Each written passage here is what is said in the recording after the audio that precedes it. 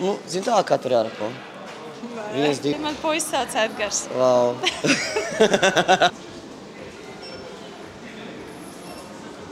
Šodien es meitenēm paprasīšu vienu jautājumu. Viena lieta, kura visvairāk kaitina Latvijas vīriešos. Sveika, kā tev sauc? Sveiki, Eva, kā tevi? Edgars. Forši, man puisis sauc Edgars. Wow. Labs sākums. Labs sākums. Šis jau ir jau daudz sološi. Nosauc vienu lietu, kura tev visvairāk kaitina Latvijas vīriešos. Neizlēmība. Edgar. Edgar, esi izlēmīgāks. Paldies. Tidi labai. Saka, lūdzu tā, viena lieta, kura tev visvairāk kaitina Latvijas vīriešos. Tas, ka daudzi vīrieši ir mammas dēliņi, tādi pārāk varbūt emocionāli vāji, varbūt ne tik emocionāli inteliģenti. Neparāto Arī. vīriešu raksturu, tu domā, Jā. tā kā jā? Jā.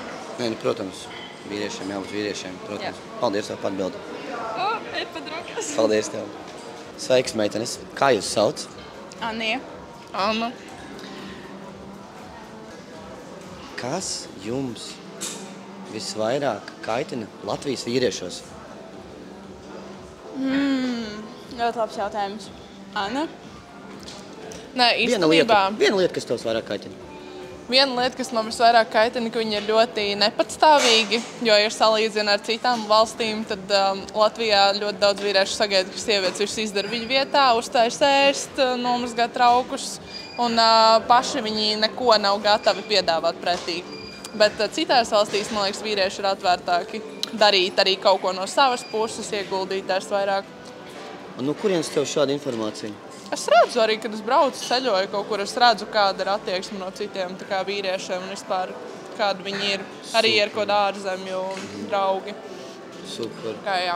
Paldies tev. Ļoti forši atbildi. Es varētu teikt, ka viņi ir ļoti lecīgi. Nu, tas pēc pieredzes. Kas ir, ja man ir vienmēr bijuši latviešu džeki, viņi vienmēr bijuši tādi lecīgi, zin kā sev pierāda, tam līdzīgi man tas īsti nav vajadzīgs. Tāpēc arī, neesmu ar latviešu.